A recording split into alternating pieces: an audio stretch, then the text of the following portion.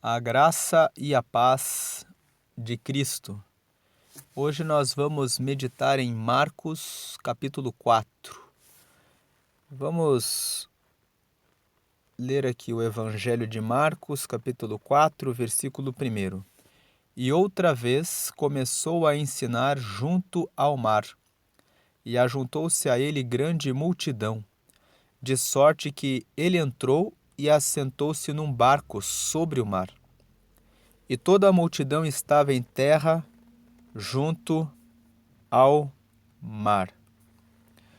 Nesse versículo 1, nós podemos tirar a lição da constância. Como assim constância? O texto fala, e outra vez começou a ensinar junto ao mar. Muitas vezes nós começamos a anunciar o reino de Deus, ou começamos uma atividade, como por exemplo a prática de atividade física, ou uma dieta, ou um curso, ou a mudar os nossos hábitos em relação ao marido, ou em relação à esposa, ou em relação aos filhos, que nós sabemos que são atitudes importantes para o bem, mas nós desistimos. Nesse versículo 1, quando nós vemos aqui, e outra vez começou a ensinar junto ao mar, nós vemos que Jesus tinha colocado como o projeto, esse era o projeto da vida dele, anunciar o reino de Deus, fazer a vontade do Pai. Dia após dia, ele voltava com o seu barco, ele voltava para o mar da Galileia, ele acordava no dia após dia e ele retomava todos os dias o mesmo projeto. Então, o versículo 1 nos fala sobre constância. Se você começou a realizar uma boa atividade, não desista dessa atividade. Coloque como primeira atividade importante realizar o devocional, orar ao Senhor, meditar na sua palavra e logo depois começar as suas atividades. As atividades que você coloca no seu dia a dia devem ser as melhores. A melhor forma de administrar o seu dinheiro. A melhor forma de se alimentar. A prática de uma atividade física. A melhor forma de cuidar do seu cônjuge. A melhor palavra e a melhor forma de cuidar do seu filho. O melhor trabalho que você pode prestar e o melhor atendimento que você pode dar. A melhor forma de ajudar aqueles a quem você se prontificou a ajudar. Faça com constância as boas atividades no seu dia a dia e com o passar do tempo, a soma, a multiplicação dos resultados ao longo do tempo vai produzir em você uma pessoa melhor e com melhores resultados. Jesus cumpriu o seu ministério com louvor e treinou bem aqueles discípulos que depois anunciaram o reino no primeiro século, porque ele era constante. A liderança constante de Cristo colocou nos discípulos a constância que eles precisariam ter depois para serem persistentes em anunciar o reino de Cristo de maneira diária, de maneira constante. Aquele que não foi chamado para andar com Jesus quando Jesus estava ainda em vida, que foi Paulo, foi chamado, mas ele já tinha a característica da constância. E como Jesus já sabia que ele já tinha essa preparação, o chamou como o outro discípulo para pregar o reino de Deus. Então Deus, o Cristo, né, o Deus Filho, Cristo, realizou a obra diária. Seja constante em tudo o que você fizer. Escolha o melhor que você pode realizar e diga: serei constante. Versículo 2. E ensinava-lhes muitas coisas por parábolas, e lhes dizia na sua doutrina. Versículo 3. Ouvi, eis que saiu o semeador a semear. Aqui do versículo 2, nós vamos ver que Jesus fala em Marcos, no capítulo 4, de 4 parábolas. Ele apresenta primeiro a parábola do semeador, que é a maior nesse capítulo 4. Depois ele apresenta a parábola da candeia, depois a parábola da semente e, por último, ele apresenta a parábola do grão de mostarda. Vamos começar aqui. Então, Marcos, capítulo 4, apresenta 4 parábolas. Então, aqui no versículo 3, começa a primeira, né? Eis que o semeador saiu a semear. Versículo 4. E aconteceu que, semeando ele, uma parte da semente caiu junto ao caminho, e vieram as aves do céu e a comeram. Versículo 5. E outra caiu sobre pedregais, onde não havia muita terra, e nasceu logo, porque não tinha terra profunda. Versículo 6. Mas saindo o sol, queimou-se, e porque não tinha raiz, secou-se. Versículo 7. E outra caiu entre espinhos, e crescendo os espinhos, a sufocaram, e não deu fruto. Versículo 8. E outra caiu em boa terra, e deu fruto, que vingou e cresceu. E um produziu 30, outro 60 e outro 100. Versículo 9. E disse-lhes: quem tem ouvidos para ouvir, que ouça. Versículo 10. E quando se achou só, os que estavam junto dele com os 12 interrogaram-no acerca da parábola. Versículo 11. E ele disse-lhes: a vós vos é dado saber os mistérios do reino de Deus, mas aos que estão de fora, todas essas coisas se dizem por parábolas. Versículo 12. Para que vendo, vejam e não percebam, e ouvindo, ouçam e não entendam, para que se não convertam e lhes sejam perdoados os pecados. Versículo 13. E disse-lhes: não percebeis esta parábola? Como, pois, entendereis todas as parábolas? 14. O que semeia, semeia a palavra. Versículo 15. E os que estão junto ao caminho são aqueles em quem a palavra é semeada. Mas tendo eles a ouvido, vem logo Satanás e tira a palavra que foi semeada no coração deles. Versículo 16. E da mesma sorte, os que recebem a semente sobre pedregais, que ouvindo a palavra, logo com prazer a recebem. Versículo 17.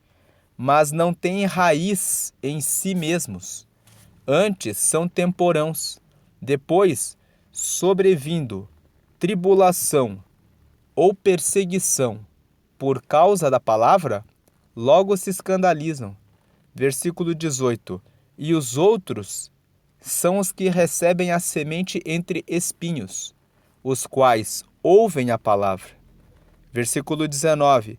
Mas os cuidados deste mundo e os enganos das riquezas e as ambições de outras coisas, entrando, sufocam a palavra e fica infrutífera.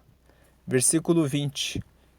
E os que recebem a semente em boa terra são os que ouvem a palavra e a recebem e dão fruto, um a 30, outro a 60 e outro a 100 por um. Versículo aqui, no versículo 20, termina a primeira parábola que Jesus contou em Marcos capítulo 4. Ele falou aqui a respeito da parábola do semeador. A aplicação dessa parábola: nós encontramos a semente, que é a palavra de Deus, encontramos o semeador, que são as pessoas que anunciam o reino de Deus, encontramos o caminho por onde as pessoas passam. As pessoas recebem a semente, que são lançadas pelos semeadores, e existem 4 grupos de pessoas. O primeiro grupo de pessoas é um grupo de pessoas que sente alegria ao ouvir a palavra de Deus, mas as aves vêm e colhem a semente. As aves, conforme a revelação que o próprio Jesus interpretou da parábola que ele mesmo contou, é Satanás. Por que Jesus compara as aves com Satanás? Porque as aves, elas são velozes. Elas têm a capacidade de voar, colher com o bico aquilo que querem e voam rapidamente para longe do lugar de onde coletaram aquilo que era do seu interesse. Assim também o diabo, quando colhe a palavra do coração da pessoa que recebeu a semente, vem rapidamente e lança um pensamento dizendo: tudo isso que eles estão falando é mentira. O que eles querem é enganar você. Como você sabe se realmente Deus existe? Como você prova que realmente Jesus era o Filho de Deus? Como você vai saber se vai valer a pena realizar tantas obras como projeto para a vida futura? Existe realmente vida futura? Com essas perguntas e pensamentos que sopram de maneira rápida e veloz no pensamento das pessoas que dão ouvidos a essas vozes, elas não conseguem sequer dar atenção à semente que recebem daqueles que semeiam a palavra. O segundo grupo de pessoas, e aqui, antes de irmos para o segundo grupo de pessoas, se você já ouviu a palavra e já passou na sua mente esses pensamentos, é hora de pensar a respeito desses pensamentos e dar a Deus a oportunidade de que a palavra produza o crescimento e o desenvolvimento espiritual na sua vida. Pense e tenha conhecimento. Jesus trouxe a palavra para trazer conhecimento. Jesus disse que Ele é o caminho, a verdade e a vida. Portanto, quando Ele contou a parábola, como Ele mesmo disse para os discípulos, Ele contou como alguém que quer revelar como as coisas funcionam no mundo. Sabendo da estratégia de Satanás, Ele revelou que o diabo faz isso. Então, no momento em que você toma conhecimento de que o inimigo das almas realiza e usa essa estratégia, é necessário tomar consciência e combatê-la, dizendo: vou dar uma chance para que a palavra de Deus possa frutificar sobre a minha vida. O segundo grupo de pessoas são aqueles cuja semente cresceu entre os pedregais. Quando eu leio esse texto e eu vejo pedregais são pedras. Quando nós lembramos de pedras, nós imaginamos que é difícil carregar pedras. Carregar pedras é uma tribulação. Carregar as pedras que as pessoas lançam contra nós por meio das perseguições também é algo difícil. Então, quando eu penso em pedregais, eu penso em carregar pedras, que é tribulação, e receber pedradas, que é perseguição. Então, o segundo grupo de pessoas é aquele grupo que tem um pouco de terra. Quando recebem a palavra, recebem com alegria. Mas a palavra serviu no meio dos pedregais. Então, eles precisam carregar as pedras em razão da tribulação que ocorre na vida de todas as pessoas. E quando eles pregam, seguem o reino de Jesus, recebem pedradas, não sabem como converter essas pedras para construir o seu edifício, para construir a sua escada, para se aproximar de Deus. Então elas ficam escandalizadas, elas dizem: eu aceitei a Deus, a Cristo, para sofrer tribulações e perseguições em razão da palavra? Eu não quero isso para mim. Então elas saem. Com relação à tribulação, nós vemos que Paulo escreveu sobre ela em Romanos, no capítulo 5, nos versículos 3 a 5. Ele escreveu que: mas também nos gloriamos nas tribulações, sabendo que a tribulação produz a paciência. E a paciência, versículo 4, e a paciência, a experiência. E a experiência, a esperança. Versículo 5, e a esperança não traz confusão, porquanto o amor de Deus está derramado em nosso coração pelo Espírito Santo que nos foi dado. Paulo, portanto, explica que ele sente alegria na tribulação, porque ele entendeu a razão pela qual a tribulação vem. Ela vem para produzir paciência, para produzir experiência, que vem com a paciência. No momento em que você está enfrentando a tribulação, você vai desenvolvendo ferramentas e mecanismos para ficar mais forte, para vencer as situações que acontecem. E essa experiência produz esperança, porque enquanto você está no campo de batalha ganhando experiência, você vai ganhando ao mesmo tempo paciência para passar aquela tribulação. Quando você passa e derrota aquela tribulação, você ganha a esperança. Você aprende que quantas situações você já passou e você conseguiu vencer. E depois que você passou por algumas tribulações e você olha pelo retrovisor, você vê quantas batalhas eu já derrotei e já venci. Então, você não tem mais confusão na sua vida. Quando vem uma nova batalha, você fala: é mais uma para eu vencer agora.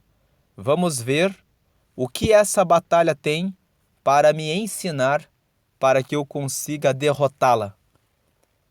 Aquele que chega a alcançar essa experiência essa paciência, essa experiência e essa esperança não tem mais confusão, porque recebeu o amor de Deus dentro do seu coração pelo Espírito Santo que nos foi dado.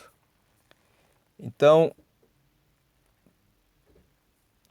nesse texto de Romanos, no capítulo 5, nós entendemos que a tribulação não vem para matar, mas ela vem para trazer a paciência, a experiência, a esperança e eliminar a confusão.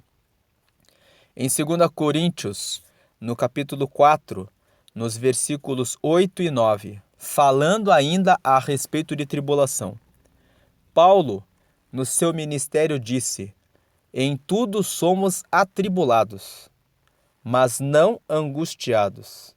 Ou seja, Paulo, que já tinha aprendido a vencer as tribulações e já entendia a razão das tribulações, diz: nós passamos tribulações em muitas coisas, em tudo, mas nós não ficamos angustiados. Por que Paulo não ficava angustiado?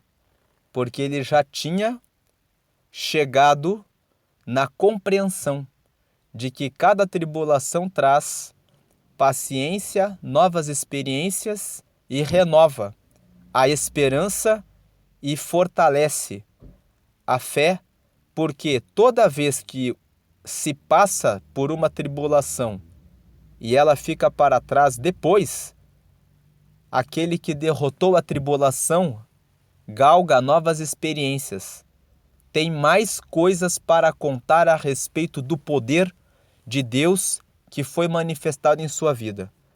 Por isso, Paulo não ficava angustiado. E ele falava, perplexos, mas não desanimados.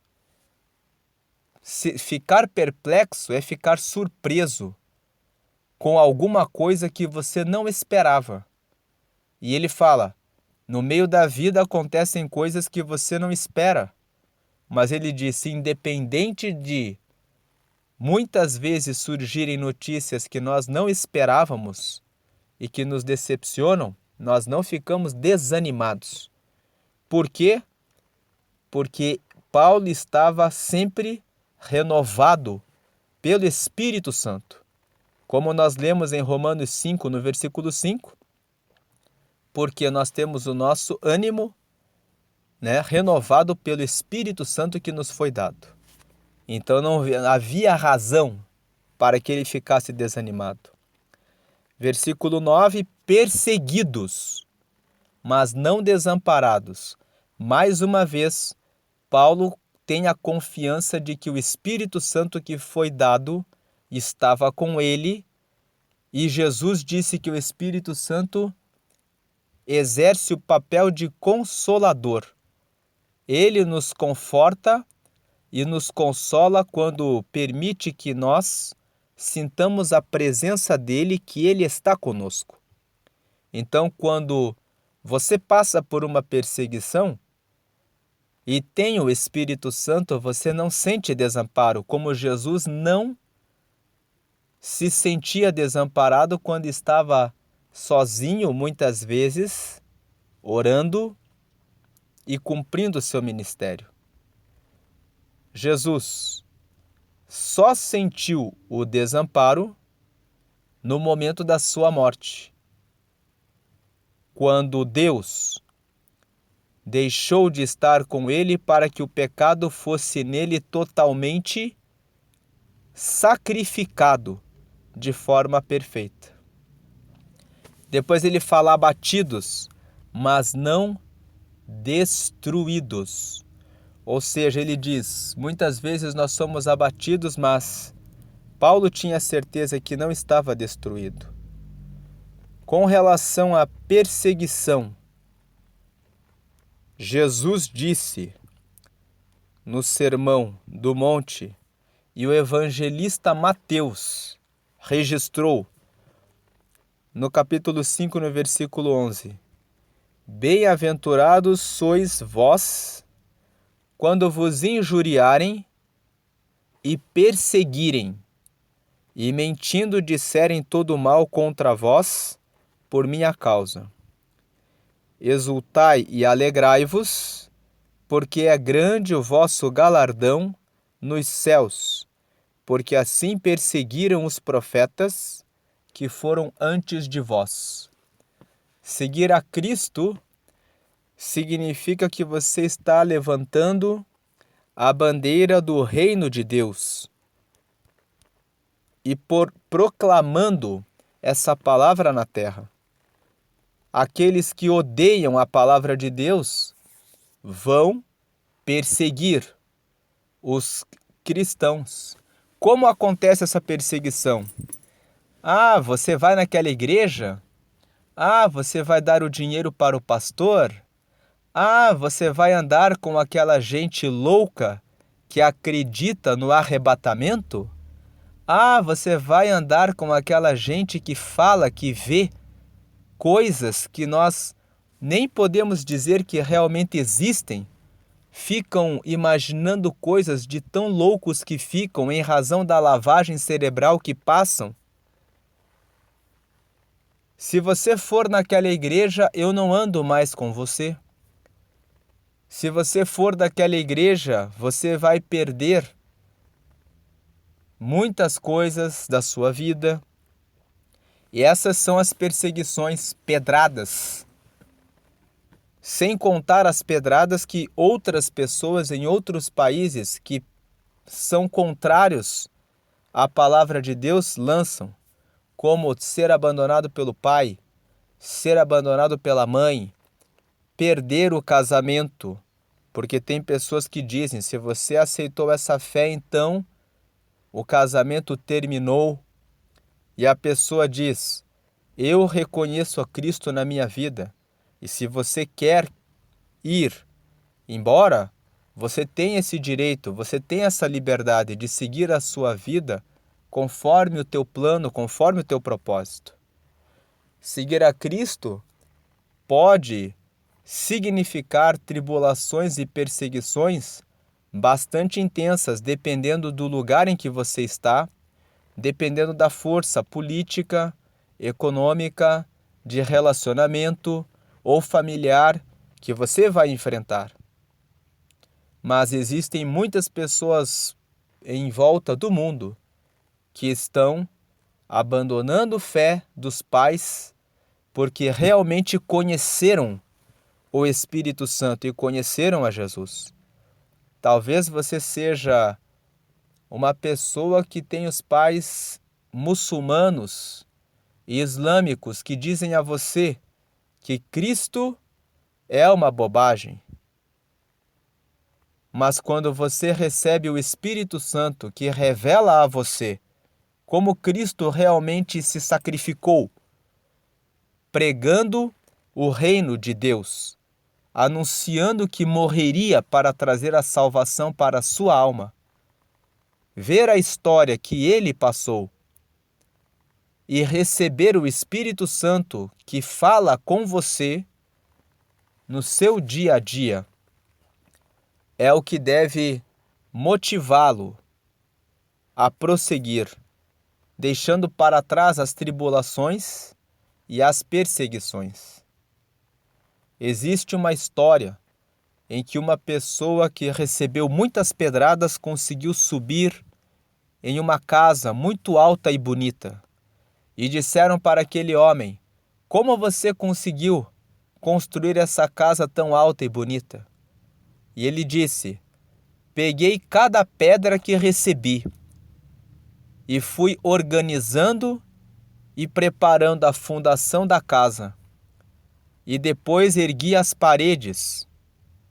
E depois comecei a erguer o telhado, até completar essa bela casa. É você que escolhe o que você faz com relação às pedradas que dão a você. Você pode transformar o limão em uma limonada e pode transformar as pedradas que recebe em um edifício para que você possa reinar e receber felicidade, honra e alegria. O terceiro grupo de pessoas são aqueles que cresceram no meio dos espinhos. E Jesus disse que os espinhos são os cuidados com essa vida, são as preocupações com as coisas terrenas. Muitas vezes você está focado em alcançar o reino de Deus e as pessoas vêm e dizem: coloque a sua carreira em primeiro lugar, coloque o seu casamento em primeiro lugar, coloque a sua família em primeiro lugar, coloque a sua ambição em primeiro lugar. Para começo de conversa, Deus criou todas as coisas e Ele deu a vida para todas as pessoas. Ele deseja o bem de todas as pessoas em todas as áreas da sua vida. Por essa razão, Ele trouxe ensinamentos a respeito de ter comunhão com Ele, porque tendo comunhão com Ele, Ele abençoa, derramando capacidades para que você tenha riquezas e derramando sabedoria para que você tenha família, para que a sua família seja honrada e sempre abençoada.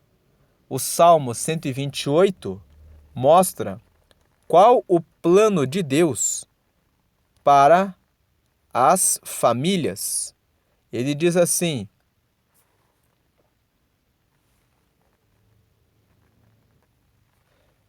bem-aventurado aquele que teme ao Senhor e anda nos seus caminhos. Pois, primeiro, comerás do trabalho das tuas mãos, feliz serás e te irá bem. Aquele que teme ao Senhor recebe o trabalho que dá a ele prosperidade para que ele possa comer do seu trabalho.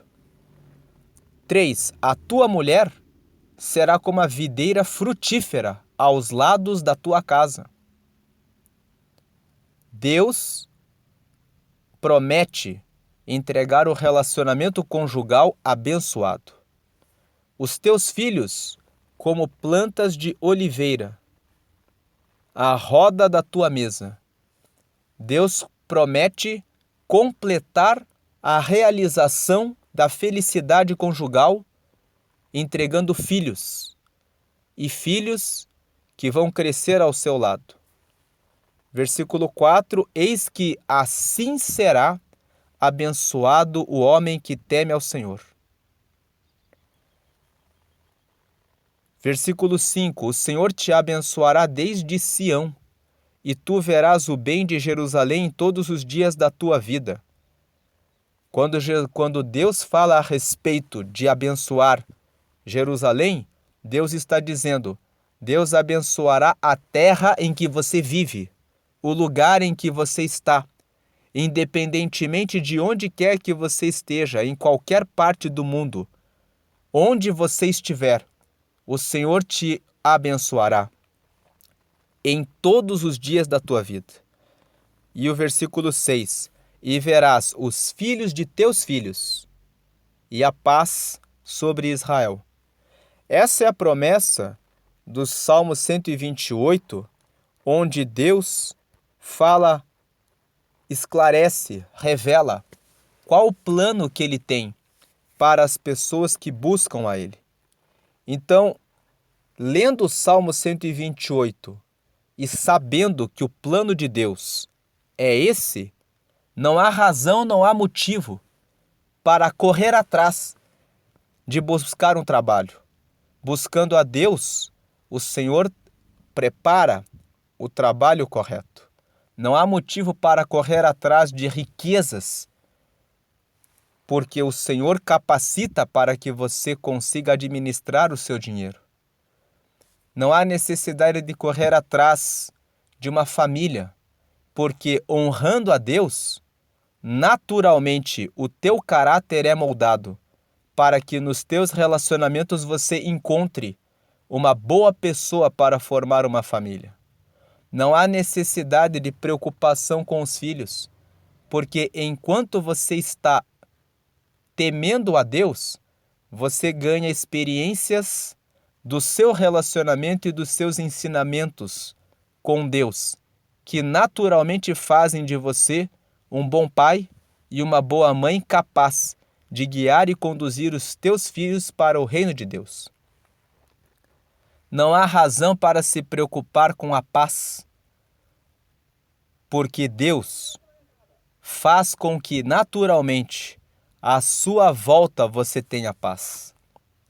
Então, buscar o reino de Deus é suficiente para que você não deixe que os espinhos sufoquem a sua fé.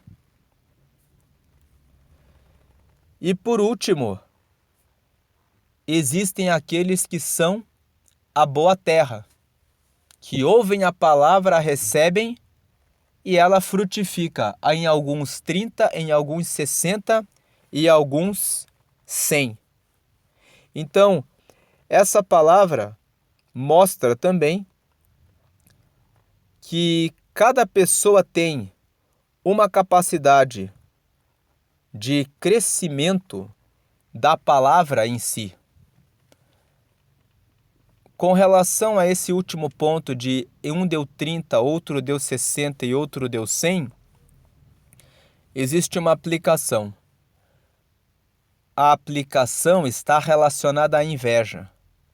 Muitas vezes uma pessoa entra na igreja, está há muitos anos e produziu 30, e de repente ela vê uma outra semente que entrou na igreja ontem, mas produziu 60. E às vezes encontra até uma terceira pessoa que entrou na igreja depois e está produzindo 100. Não tenha inveja de quem está produzindo mais do que você.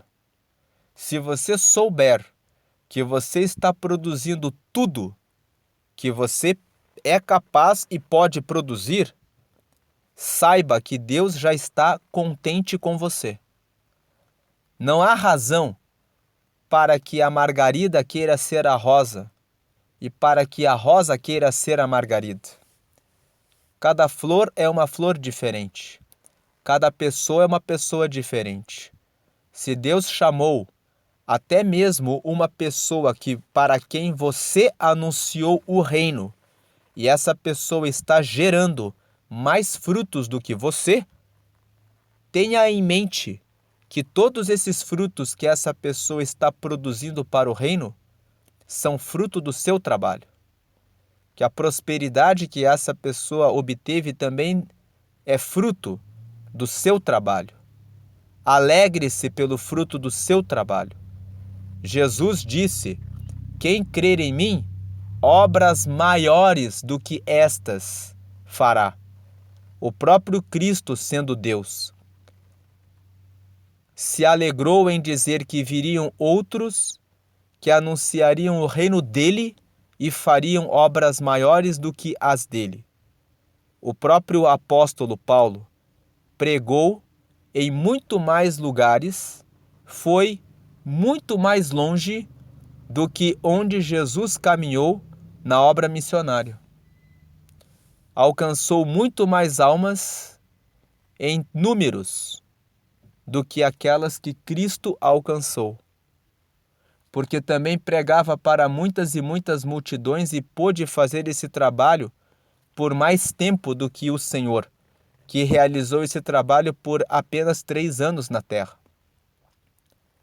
E Jesus com certeza se alegra da realização dessa obra, porque ele sabe que tudo que foi feito depois veio porque ele fez a primeira obra. Então essa é a meditação da primeira parábola. Aí nós vemos aqui a segunda parábola, que é a parábola da candeia. A parábola da candeia vem aqui do versículo 21 até o versículo 23. E diz assim: e disse-lhes: vem porventura a candeia para ser posta debaixo do cesto ou debaixo da cama? Não vem antes para se colocar no velador? Versículo 22. Porque nada há encoberto que não haja de ser manifesto, e nada se faz para ficar oculto, mas para ser descoberto. Versículo 23. Se alguém tem ouvidos para ouvir, que ouça. Aqui, na parábola da candeia, Jesus está dizendo: Na verdade, isso não é uma parábola, né?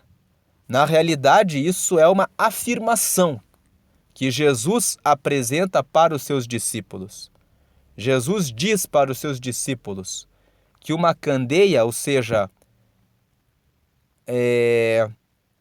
uma ferramenta que traz luz para um ambiente, é feita para ser colocada no velador, ou seja, é feita para colocar no lugar em que ilumina a todos.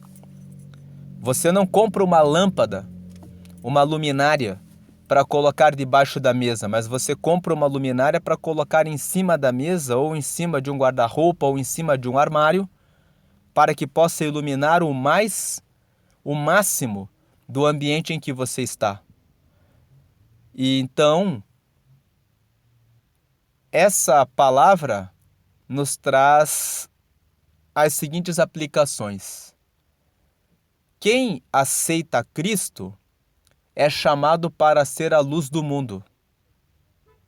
Quem aceita Cristo não pode ser um agente secreto, que vive em oculto, sem mostrar pelas suas obras que realmente é um cristão. Quem é chamado para seguir a Cristo não deve olhar para trás, mas deve sempre olhar para frente, seguindo a batalha. Em Mateus,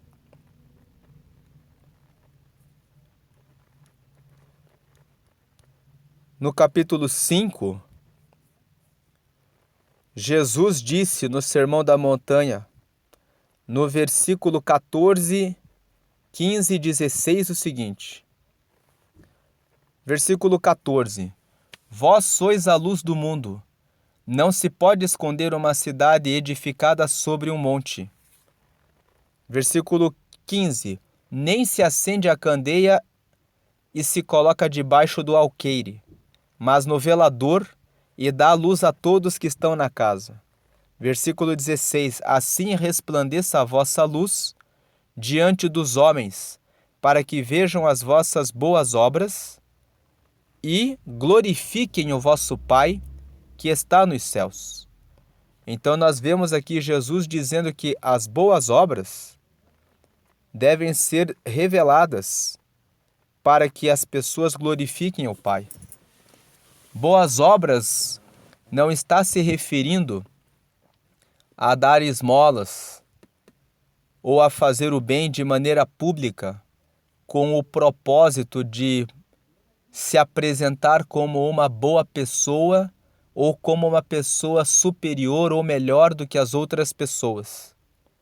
Isso é condenado por Jesus no Evangelho de Mateus, no capítulo 6, no versículo 3.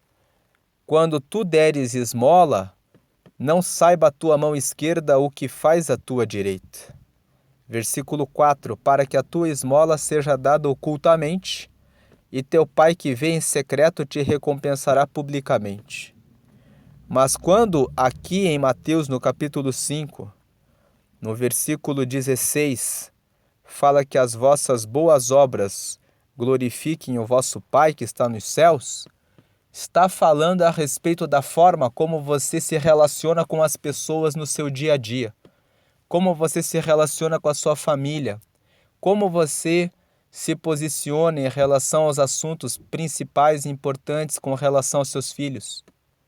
É importante que você mostre que você é realmente um cristão e que honra o nome de Deus. Que você pratique a justiça, a honestidade, a bondade, a lealdade, a fidelidade, o amor a Deus, o respeito à palavra, para que as pessoas que estão à volta de vocês possam dizer assim: esses são realmente cristãos. Isso é o que Deus deseja de nós, que nós façamos isso o tempo todo, para que as pessoas possam ver em nós a luz de Jesus. Então, essa questão da parábola da candeia, eu falei que não é bem uma parábola, é uma afirmação, mas é uma afirmação aqui, né? Eu falei aqui a parábola da candeia porque antes de eu começar a gravar esse vídeo, eu estava meditando nesse capítulo em uma outra Bíblia. E nessa outra Bíblia que eu estava fazendo a consulta, estava escrito que esse texto de Marcos, no capítulo 4, apresenta 4 parábolas. Então ele apresenta aqui esses versículos, de Marcos, no capítulo 4, como sendo a parábola da candeia, né? Eu entendo aqui, lendo aqui agora, não tinha pensado nisso, eu pensei nisso agora, enquanto estou gravando o vídeo, que na verdade Jesus fez uma afirmação, né? Ele fez uma comparação. É porque parábolas são histórias em que Jesus coloca personagens, coloca pessoas, figuras humanas, como por exemplo a parábola do bom samaritano em Lucas, no capítulo 10. Né? Aquele bom samaritano, ele não existiu, foi uma história que Jesus contou.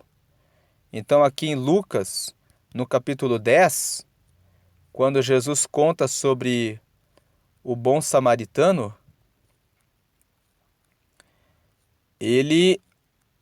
vamos ver aqui,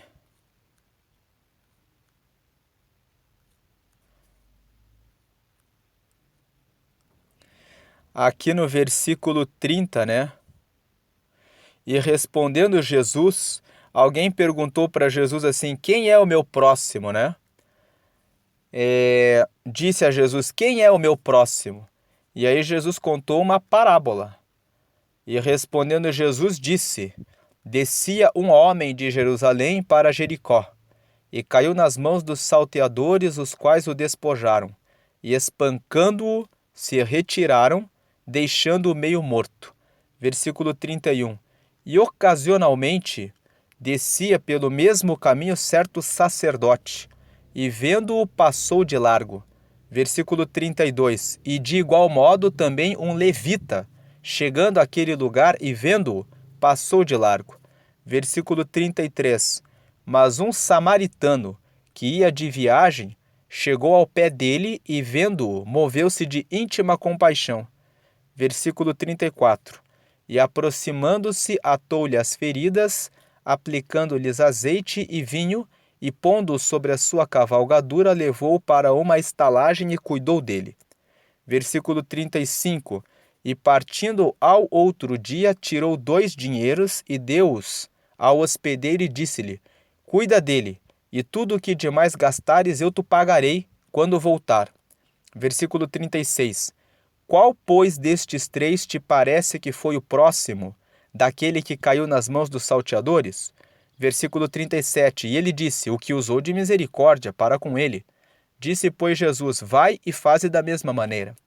Então, parábola sempre são histórias que Jesus conta, que são fictícias, que trazem outras figuras, né, para esclarecer coisas relacionadas ao reino de Deus. Aqui Jesus contou uma história e criou 4 personagens. Um homem que foi agredido e ficou quase morto, caído no chão, e mais 3 pessoas, um sacerdote, um levita e um samaritano. O sacerdote e o levita eram pessoas dedicadas ao serviço de Deus, de quem se esperava que fossem luz do mundo, que fossem sal da terra, que fossem as pessoas que eram a candeia para iluminar o caminho daquele que estava quase morto, mas não fizeram aquilo que se esperava que eles fizessem. Em outras palavras, não basta ter nome de cristão. Você pode dizer que vai aos cultos, que realiza ofertas, que devolve o dízimo, que faz muitas obras de caridade para os grupos que são do seu interesse, e você pode, para outras atividades com as quais você não se identifique e não quer fazer, dizer isso não é comigo. Agora, o samaritano, que era um povo que não se dava com os judeus, não deu importância para o fato daquele que estava meio morto ser um judeu. Ele não olhou para a diferença cultural, para questões políticas que separavam os dois povos. Mas ele passou por cima de tudo isso e expressou, manifestou a lei do amor. Porque o texto que Jesus contou aqui, a história, a forma como Jesus contou essa história, Jesus disse que ele, esse samaritano, moveu-se de íntima compaixão. É aqui o versículo 33. Ou seja, ele teve misericórdia e ele realizou aquela ajuda para esse homem que estava meio morto. Então, Jesus contou essa história, essa parábola, para explicar o amor ao próximo.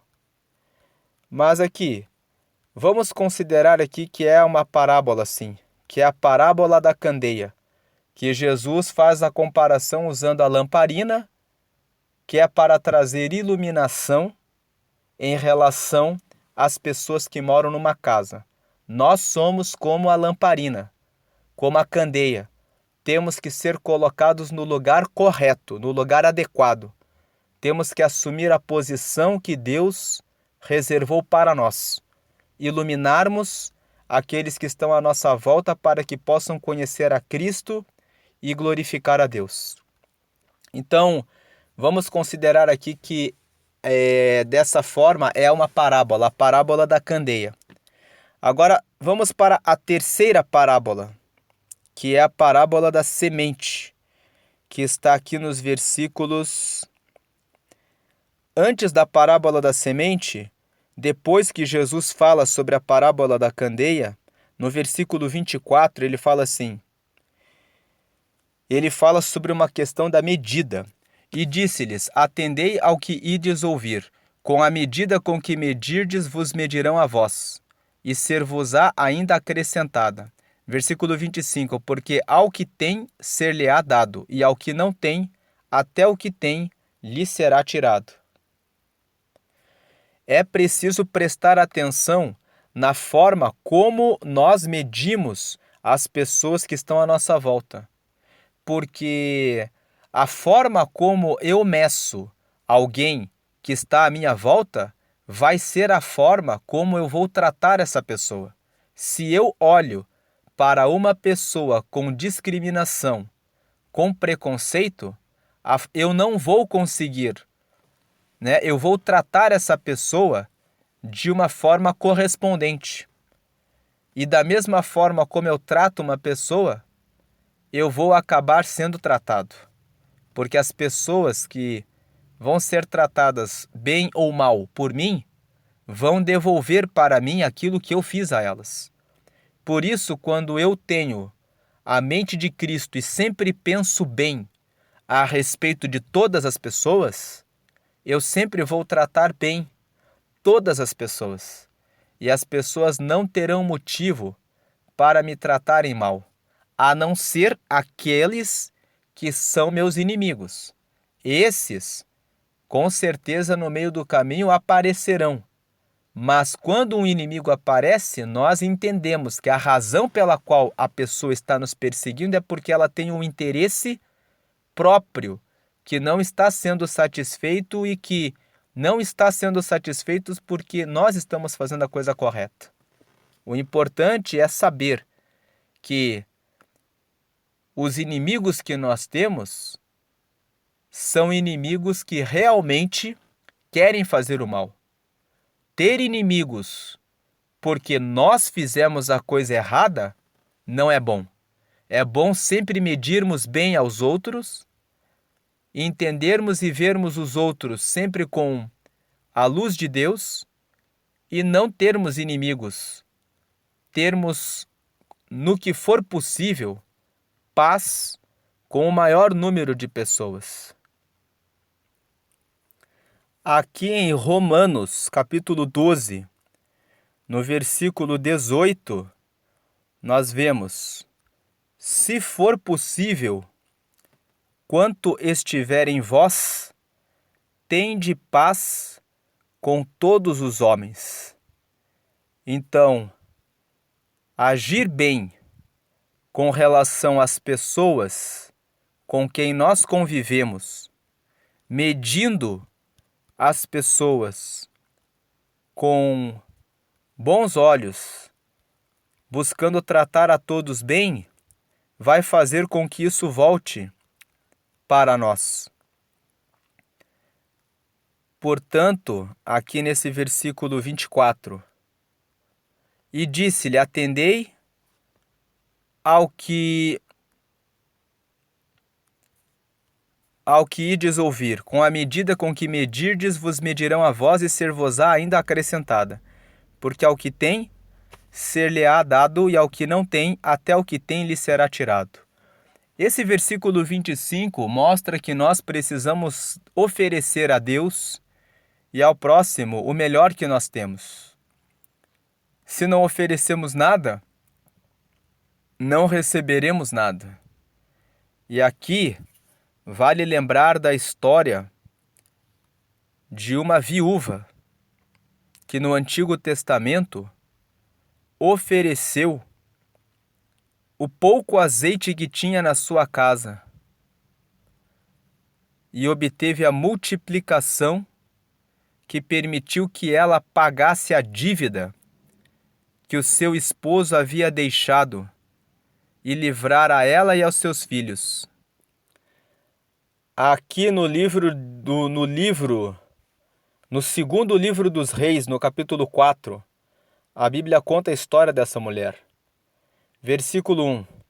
E uma mulher das mulheres dos filhos dos profetas clamou a Eliseu dizendo: meu marido teu servo morreu, e tu sabes que o teu servo temia ao Senhor, e veio o credor a levar-me os meus 2 filhos para serem servos. Versículo 2. E Eliseu lhe disse: que te hei de eu fazer? Declara-me que é o que tens em casa. E ela disse: tua serva não tem nada em casa, senão uma botija de azeite. Versículo 3. Então disse ele: vai, pede para ti vasos emprestados a todos os teus vizinhos, vasos vazios, não poucos. Versículo 4. Então entra e fecha a porta sobre ti e sobre teus filhos, e deita o azeite em todos aqueles vasos, e ponha à parte o que estiver cheio. Versículo 5. Partiu, pois, dele e fechou a porta sobre si e sobre seus filhos, e eles lhe traziam os vasos, e ela os enchia. Versículo 6. E sucedeu que, cheios que foram os vasos, disse a seu filho: traze-me ainda um vaso. Porém ele lhe disse: não há mais vaso nenhum. Então o azeite parou. Versículo 7. Então veio ela e o fez saber ao homem de Deus. E disse ele: vai, vende o azeite e paga a tua dívida, e tu e teus filhos vivei do resto. Então nós vemos aqui que a mulher não tinha nada, mas a não ser uma botija de azeite.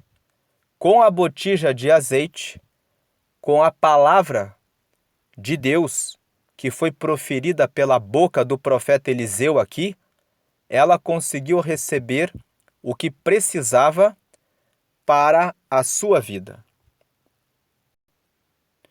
Uma segunda história que mostra que sempre é preciso dar o melhor que nós temos para Deus, para que depois possamos receber dele a provisão que vem dele, é as histórias da primeira multiplicação dos pães e da segunda multiplicação dos pães. Aqui no próprio Evangelho de Marcos, no capítulo 6, nós lemos sobre a primeira multiplicação dos pães.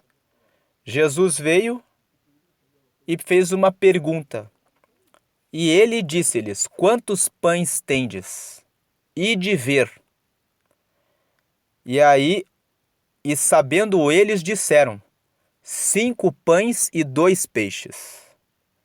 E ordenou-lhes, versículo 39, que fizessem assentar a todos em grupos sobre a erva verde.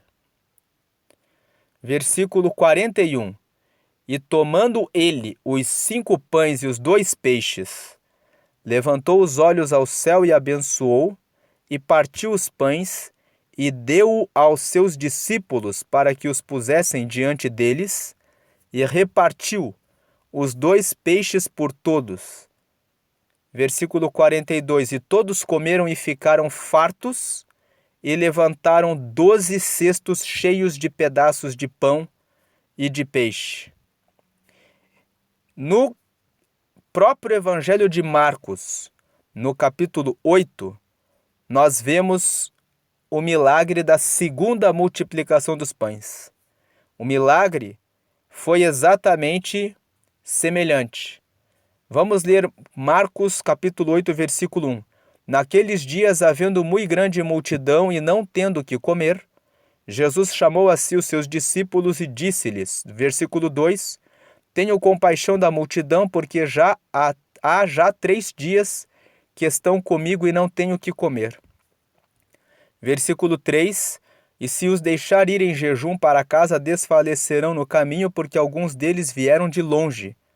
Versículo 4, e os seus discípulos responderam-lhe, donde poderá alguém satisfazê-los de pão aqui no deserto? Mais uma vez, nós vemos Jesus dizendo, versículo 5, e perguntou-lhes, quantos pães tendes? E disseram-lhe, 7. Versículo 6, e ordenou à multidão que se assentasse no chão, e tomando os 7 pães, e tendo dado graças, partiu-os, e deu-os aos seus discípulos para que os pusessem diante deles, e puseram-nos diante da multidão. Versículo 7, tinham também uns poucos peixinhos, e tendo dado graças, ordenou que também lhes pusessem diante. Versículo 8, e comeram e saciaram-se, e dos pedaços que sobejaram levantaram 7 cestos. Versículo 9, e os que comeram eram quase 4.000, e despediu-os. Então, nessas 3 passagens que nós lemos, em 2 Reis, no capítulo 4, sobre a mulher viúva que recebeu a multiplicação do azeite e com essa multiplicação ela pagou a dívida. Na segunda história de Marcos, no capítulo 6, falando a respeito da primeira multiplicação dos pães. E também a história que acabamos de ler, que está em Marcos, no capítulo 8, sobre a multiplicação dos pães, a segunda multiplicação dos pães. Jesus sempre perguntava, o profeta Eliseu, para a mulher viúva, quando veio trazer uma questão, disse, o que você tem? Jesus disse para os discípulos nas duas multiplicações de pães, ide ver. Ou seja, o que você precisa ir ver na sua vida que você pode oferecer para que Deus possa realizar o milagre de melhorar na sua vida. Aqui nós falamos a respeito de azeite, de pão e de peixes, mas o talento que você tem, que você olha para você e fala, eu não posso conseguir essa vaga de trabalho, eu não posso conseguir esse carro, eu não tenho como conseguir a minha casa, eu não tenho como ser realmente útil nesse serviço para o reino de Deus ou para alguém da sua casa ou no seu local de trabalho ou na empresa que você tem. Coloque diante de Deus e confie nele, porque ele tem poder de trazer mais para você. Uma coisa é certa, versículo 25 de Marcos 4, ao que tem, ser-lhe-á dado, e ao que não tem, até o que tem lhe será tirado. Se você é daquelas pessoas que falam, eu não tenho nada, eu não posso fazer nada, eu nunca vou conseguir nada, então tenha certeza que tudo o que você tem, até o que você tem, vai ser arrancado de você.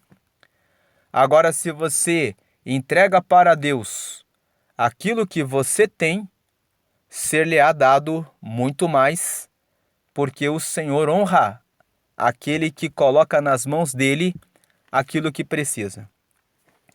Agora vem a terceira parábola, a partir do versículo 26. Então, a terceira parábola é a parábola da semente. Diz assim: e dizia, o reino de Deus é assim como se um homem lançasse semente à terra. Versículo 27, e dormisse, e se levantasse de noite ou de dia, e a semente brotasse e crescesse, não sabendo ele como. Versículo 28, porque a terra por si mesma frutifica. Primeiro a erva, depois a espiga e por último o grão cheio na espiga. Versículo 29, e quando já o fruto se mostra, mete-lhe logo a foice, porque está chegada a ceifa. E dizia, então esses versículos aqui, o versículo 26, 27, 28 e 29, contam a parábola da semente. O que a parábola da semente nos traz de aplicação? Muitas vezes é Deus. O papel do cristão é apenas pregar o reino de Deus.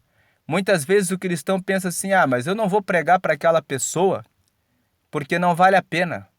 Porque aquela pessoa anda demais no pecado, tem muito vício. A pessoa está numa situação de extrema miséria. A pessoa não vai ser alcançada para o reino de Deus. A pessoa é uma pessoa que já cometeu muitos crimes. A pessoa já se relacionou com muita gente, já destruiu muitas pessoas. Não cabe a nós fazermos o julgamento de onde vamos lançar a semente. O papel do cristão é lançar a semente. Você lança a semente e a semente vai produzir o resultado, independente de nós olharmos ou não. Vai ter semente que nós vamos lançar em pessoas que nós vamos poder cuidar e ajudar no crescimento da pessoa. Mas às vezes você encontra uma pessoa uma única vez num ponto de ônibus, uma única vez em um certo congestionamento no trânsito, uma única vez em um bar, em um restaurante, em uma lanchonete ou em alguma casa comercial que você entrou para comprar alguma coisa e sair dali rapidamente. Não importa. É Deus que vai fazer com que aquela semente venha brotar e venha crescer. Muitas vezes você vai pregar o reino para uma pessoa e você vai criar expectativa de que ela vai ser um grão cheio na espiga. Mas aqui no versículo 28, Jesus, fazendo essa parábola, disse: primeiro, a terra produz por si mesma, ela frutifica por si mesma, e primeiro vem a erva, depois a espiga e por último o grão cheio na espiga. Foi assim que aconteceu na sua vida. É assim que acontece na vida de todo aquele que se achega a Jesus. Foi assim que aconteceu com os discípulos. Primeiro Pedro foi chamado, depois começou a andar com Jesus. Depois cresceu e estava ali junto com os outros discípulos, expulsando os demônios e curando enfermos pelo poder do nome de Jesus. E aí já estava produzindo os primeiros frutos, era a erva. Depois foi ganhando mais consistência com Cristo, virou espiga. Mas para que depois pudesse se tornar o grão cheio, teve que passar pela prova, se seria capaz de não negar Jesus até na hora da morte. E num primeiro momento ele fraquejou, mas depois que Jesus ressuscitou, ele pôde conversar com Jesus, receber o Espírito Santo e se tornar num Pedro que pregou para a multidão, para 3.000 almas, depois para 5.000 almas, conforme o relato dos capítulos 2 e 4 de Atos dos Apóstolos. Então, nem sempre você vai ver aquela pessoa para quem você anuncia o reino de Deus sendo grão cheio na espiga, ou seja, sendo uma pessoa totalmente convertida e revestida do poder de Deus, cumprindo o propósito de Deus. mas a você cabe apenas pregar e lançar a semente, porque a terra, ela vai produzir o fruto, seja de noite, seja de dia, pouco a pouco, aquela semente vai produzir o seu fruto. Quando você se depara com uma pessoa e pensa, não vou anunciar o reino de Jesus para essa pessoa, resista a esse bloqueio, porque esse bloqueio vem do próprio Satanás, que lança na sua mente, não vale a pena pregar o reino de Deus para o seu irmão, para a sua filha, para o seu filho dependente químico. Pregue, porque a palavra vai produzir o resultado. Isaías, o profeta Isaías, falou a respeito disso.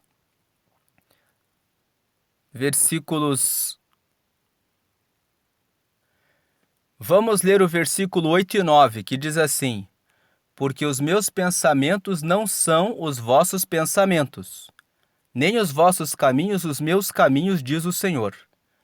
Versículo 9: porque assim como os céus são mais altos do que a terra, assim são os meus caminhos mais altos do que os vossos caminhos, e os meus pensamentos mais altos do que os vossos pensamentos. Versículo 10: porque assim como descem a chuva e a neve dos céus, e para lá não tornam, mas regam a terra e a fazem produzir e brotar, e dar semente ao semeador e pão ao que come. Versículo 11: assim será a palavra que sair da minha boca. Ela não voltará para mim vazia, antes fará o que me apraz, e prosperará naquilo para que a enviei. Então, esse texto de Isaías fala que o nosso pensamento não é o pensamento de Deus. Você pode pensar, eu não vou pregar para o meu filho, porque ele está envolvido nas drogas e ele não recebe a palavra de Jesus. E eu já preguei para ele e ele não aceitou. Talvez você fale isso para a sua filha, para o seu pai, para a sua mãe, para o seu avô, para a sua avó, ou para um parente, ou para um amigo ou colega. Não desista de continuar anunciando o reino de Jesus para essa pessoa. Semente após semente, lançada dia após dia. É como a água que desce por meio da chuva e por meio da neve, que não volta para o céu, mas que com certeza vai regar a terra e vai fazer produzir aquilo para o que a palavra que você lançou foi enviada por teu intermédio, para que essa pessoa seja alcançada para o reino de Deus. Então é assim como nós não nos tornamos um grão cheio logo de princípio, mas nós crescemos. Primeiro frutificamos, viramos erva, depois viramos espiga e por último é que nós ficamos revestidos da graça de Deus. Assim também vai acontecer na vida dessa pessoa que você não acredita mais. É o Espírito Santo que vai fazer que essa semente venha brotar e crescer, como Jesus contou nessa parábola. A semente brota e cresce, não sabendo ele como. É Deus que vai fazer crescer.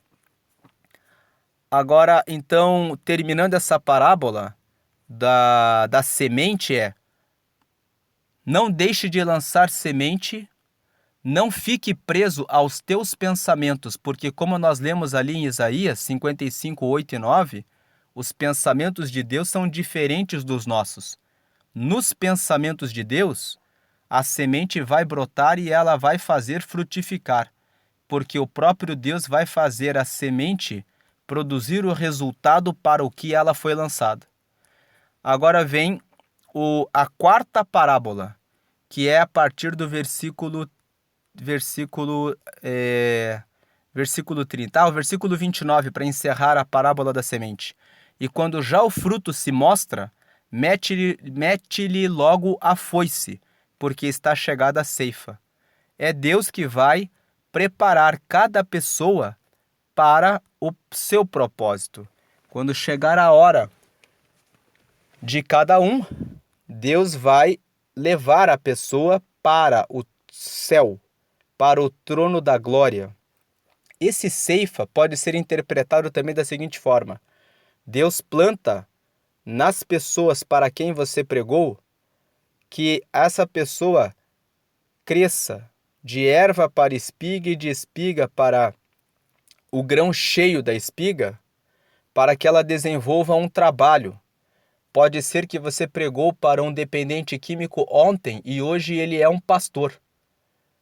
Ou seja, ele foi plantado dependente químico, cresceu como erva, frequentou os cultos, depois cresceu como espiga, começou a participar da escola bíblica e depois se tornou um grão cheio, se tornou um pastor capacitado e então Deus vem, coloca a foice e diz: agora você está pronto, vá para todos os lugares para os quais você deve ir para anunciar o meu reino.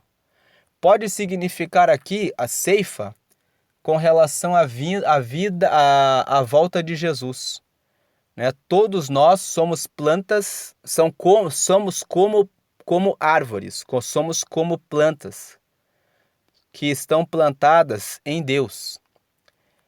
Vai chegar um dia em que Jesus voltará para arrebatar o seu povo, para levar aqueles que se dedicaram a servir a Ele. Então o Senhor fará a ceifa, ceifará aqueles, né? Fará a colheita daqueles que seguiram essa vida obedecendo os mandamentos dele, seguindo o reino dele. Então assim, ceifa pode ser interpretado de duas formas. Deus está o tempo todo cuidando da sua plantação. Ele vai plantando dependentes químicos e vai ceifando, colocando na obra, para que façam a sua vontade. Pode significar também, Deus vai plantando almas. E no tempo certo, no dia da sua vinda, ele colherá aqueles que seguiram o reino dele. Agora no versículo 30, começa a quarta parábola, que é a parábola do grão de mostarda, que diz assim, versículo 30, e dizia: aqui assemelharemos o reino de Deus? Ou com que parábola o representaremos? Versículo 31, é como um grão de mostarda, que quando se semeia na terra é a menor de todas as sementes que há na terra.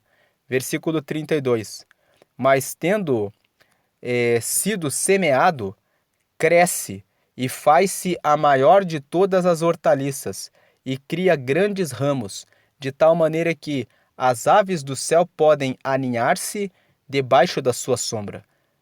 Então, esses versículos 30, 31 e 32 contam a respeito da parábola do grão de mostarda. Assim qual a aplicação da parábola do grão de mostarda? Né? Qual a finalidade de Jesus ter contado a parábola do grão de mostarda? A finalidade de Jesus foi mostrar para os que o ouviam como é o reino de Deus. Como é o reino de Deus? O reino de Deus nós olhamos para a vida e parece que o mal sempre derrota o bem. Parece que as sementes que nós estamos lançando, que é a palavra de Deus, é insuficiente para alcançar as pessoas, para alcançar as almas. Mas Jesus estava desafiando, ensinando os seus discípulos a não olharem para o tamanho da semente, mas para tão simplesmente semearem. Ou seja, semeia. Pode parecer que é muito pouco, mas você não sabe o que vai produzir depois. E o que vai ser produzido, na verdade, no reino de Deus, Jesus estava dizendo assim, você não sabe, mas vai produzir muito além daquilo que você pensa, muito além daquilo que você imagina, muito daquilo que você pensou a respeito dessa semente, que era muito pequena, que era muito pouco, que não era suficiente, é um engano seu. Quando você está trabalhando no reino de Deus, lance toda a semente que estiver na tua mão, porque a semente com certeza vai produzir algo que nem você consegue imaginar. Então, coloca o seu talento, a sua capacidade, o seu pouco recurso, a sua dificuldade na mão de Deus, continua sendo constante. Nós abrimos esse vídeo lendo o versículo 1, onde nós dissemos que no outro dia, outra vez, Jesus foi para o mar para pregar o reino de Deus. Nós lemos, quando meditamos aqui na parábola do semeador, para nós sermos boa terra. Depois, meditamos ali na parábola da candeia, que nós precisamos iluminar o mundo sendo dispostos a servirmos ao reino de Deus. Lemos aqui na parábola da semente, por último, que não importa os nossos pensamentos, porque os pensamentos de Deus são mais altos do que os nossos pensamentos. Importa o que Deus falou. Ele falou que aquela água que desce como chuva ou como neve vai produzir o fruto. Então aqui na parábola do grão de mostarda, nós devemos pensar assim: ainda que a minha semente pareça insuficiente, ela só parece insuficiente. O reino de Deus é semelhante ao grão de mostarda. O próprio Jesus estava nos trazendo uma informação. Ele está dizendo: não se preocupe, porque vai produzir além daquilo que você está pensando. Creia no que eu estou dizendo, porque eu conheço o reino de Deus e é assim que acontece. Tenha a fé de lançar a semente, porque ela com certeza vai produzir, e com certeza vai produzir além daquilo que você espera. E aí, versículo 33. E com muitas parábolas, tais lhes dirigia a palavra, segundo o que podiam compreender. Versículo 34. E sem parábolas nunca lhes falava, porém tudo declarava em particular aos seus discípulos. Aqui o versículo 34 traz um mistério para a nossa vida, né? Ele falava por parábolas aos outros, mas ele tudo declarava em particular aos seus discípulos.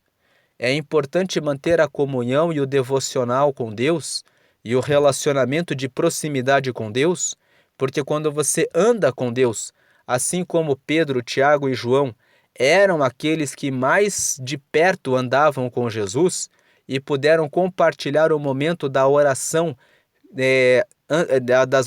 das últimas orações antes que Jesus fosse crucificado, e os discípulos que ouviam as interpretações e as explicações a respeito das coisas, tendo particular com Deus, que você vai ter essas experiências. Assim como nós não abrimos todas as informações para aqueles que estão de longe, mas apenas para aqueles que estão mais próximos a nós, assim também Deus revela os seus propósitos mais profundamente e em particular para aqueles que estão perto dele. Então procure ter mais comunhão com Deus e um excelente relacionamento com Ele, para que você tenha o conhecimento a respeito dos planos que Ele tem para a sua vida. Pedir para que outras pessoas orem por você, ou para que outras pessoas leiam, interpretem ou expliquem a Bíblia para você, não vai fazer de você dependente de muitos líderes que são muitas vezes como cães, que são, na verdade, roubadores, ladrões de dinheiro. É importante que você desenvolva o seu relacionamento com Deus. Deus está disposto a falar com você de maneira direta pelo mover do Espírito Santo. A promessa do Espírito Santo foi dada a todos, indistintamente. Você é digno de receber a presença do Espírito Santo. Talvez alguém mentiu para você, dizendo: Deus me ungiu para eu entregar o recado para você, para eu ser o teu pastor, para eu ser o teu líder. Opa! Antes dele ser o teu pastor, ele é servo de Deus. Antes de você ser uma pessoa que está sendo guiada por esse pastor, você é ovelha de Deus. Você é filho de Deus, é filha de Deus. Você é digno de receber a resposta de Deus. Não existe absolutamente nada que faça de um pastor, de um líder religioso ou de qualquer pessoa que anuncie o reino de Deus maior do que as pessoas que ele cuida. Paulo sempre dizia isso nas suas palavras. Ele disse lá em Filipenses que ele continuava lutando, como que buscando alcançar a resposta da salvação da própria alma dele. Então, nem todos os pastores reconhecem isso, porque há muitos que são roubadores e que querem enganar as outras pessoas. Busque ter um relacionamento particular com Deus. Como? Ore todos os dias. Diga para Jesus o que você está passando. Peça que Ele lhe dê a sabedoria do Espírito Santo para entender os mistérios dele na sua vida. E esteja aberto para conhecer mais e mais a respeito de Deus e assim você receberá as respostas do próprio Deus. Aí vem o versículo 35. E naquele dia, sendo já tarde, disse-lhes: passemos para a outra margem. Versículo 36. E eles, deixando a multidão, o levaram consigo, assim como estava, no barco. E havia também com ele outros barquinhos. Versículo 37. E levantou-se grande temporal de vento, e subiam as ondas por cima do barco, de maneira que já se enchia de água. Versículo 38. E ele estava na popa, dormindo sobre uma almofada, e despertaram-no dizendo-lhe: Mestre, não te importa que pereçamos? Versículo 39. E ele, despertando, repreendeu o vento e disse ao mar: Cala-te, aquieta-te. E o vento se aquietou, e houve grande bonança. Versículo 40. E disse-lhes: Por que sois tão tímidos? Ainda não tendes fé? Versículo 41. E sentiram grande temor, e diziam uns aos outros: Mas quem é este que até o vento e o mar lhe obedecem? Bem, aqui nessa última parte do capítulo 4, nós vemos Jesus acalmando uma tempestade. Ele disse para que, ele repreendeu o vento, e disse ao mar: cala-te e aquieta-te, Ou seja, Deus, ele tem o poder Jesus tem o poder sobre a natureza, porque todas as coisas foram feitas por ele, Ele criou todas as coisas, Então, no livro de João, no capítulo 1, nós vemos aqui, o evangelista João traz um esclarecimento que no princípio, ou seja, lá no Gênesis, que é no princípio, quando Deus criou os céus e a terra, Jesus era o Verbo, e o Verbo estava com Deus e o Verbo era Deus. Versículo 2, ele estava no princípio com Deus. Versículo 3, todas as coisas foram feitas por ele, e sem ele, nada do que foi feito se fez.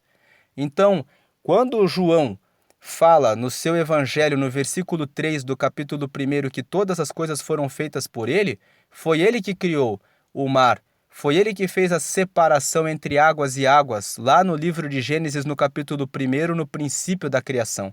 Foi ele que criou os céus, foi ele que criou a terra, foi ele que criou os ventos, e tudo que foi criado por ele. Então ele, quando ordena, repreende o vento e diz ao mar: cala-te e aquieta-te, ele está apenas governando sobre aquilo que já é do governo dele, sobre aquilo que já pertence a ele. Lá no livro de Colossenses 1, no versículo 16 diz: porque nele foram criadas todas as coisas que há nos céus e na terra, visíveis e invisíveis. Ou seja, o vento, que é invisível, o mar, no caso, que é visível, Sejam tronos, sejam dominações, sejam principados, sejam potestades, tudo foi criado por ele e para ele. Versículo 17, e ele é antes de todas as coisas, e todas as coisas subsistem por ele. Então, Deus, né, ou seja, Cristo, criou todas as coisas. O versículo 15, Paulo, aqui na carta aos Colossenses, fala que Jesus ele é a imagem do Deus invisível, o primogênito de toda a criação. E porque nele foram criadas todas as coisas que existem no céu e na terra, e tudo foi criado por ele e para ele. Então, é natural, voltando para Marcos 4 aqui, que ele tenha tido esse poder de dizer de repreender o vento e dizer ao mar, cala-te, e que o vento se aquiete. Agora Jesus disse para eles assim, por que sois tão tímidos? Ainda não tendes fé? Ou seja, muitas vezes, né, ele deu o poder que ele tem sobre todas as coisas para os filhos dele. Muitos cristãos perecem e morrem porque têm medo de lançar semente, porque têm medo de colocar o pouco que têm nas mãos de Deus para que ele possa realizar a multiplicação. Vamos usar esse versículo 40, quando Jesus repreendeu o vento e mandou que o mar se calasse e se aquietasse, para relacionar com o texto, com o conteúdo que nós lemos hoje no capítulo 4 de Marcos. Todas as parábolas que Marcos registrou aqui no capítulo 4 falam a respeito de semente. A primeira parábola fala sobre a semente e sobre os tipos de pessoas em quem a semente cai. A segunda parábola falou a respeito de sermos luz. É a única parábola que é diferente das outras três. Fala a respeito de sermos luz no mundo. Aí a terceira parábola fala sobre a semente em si, que quem dá o crescimento é o próprio Deus, ainda que a gente não faça nada, ela cresce durante a noite e durante o dia. E a última parábola disse, Jesus esclareceu para nós. Pode parecer que aquilo que você tem é muito pouco, mas colocando na mão dele, ele prospera e o reino de Deus é assim. Então, exercite a sua fé. Por que você anda tímido? Ainda não tem fé? Tenha fé. Coloque nas mãos de Deus aquilo que você pensa que não vai dar certo. E se você tem alguém na sua família dependente ou alguém que está doente, alguém que ainda não aceitou a Cristo, pregue sempre. Sem parar, porque como Deus falou ali em Isaías 55, 8 e 9, os nossos pensamentos não são os pensamentos de Deus. Parece para os nossos olhos que não está acontecendo, mas os pensamentos de Deus são mais altos do que os nossos pensamentos. A perseverança e a persistência em lançar a semente vai fazer com que a plantação nasça, e sendo uma plantação que está sendo colocada diante de Deus, com certeza prosperará e realizará a grande obra naquilo que você tem buscado. Acredite em Deus hoje e sempre. Essa é a mensagem de hoje, a meditação, o estudo, a leitura que nós fizemos aqui em Marcos no capítulo 4. Deus abençoe e fiquem na paz do Senhor Jesus Cristo.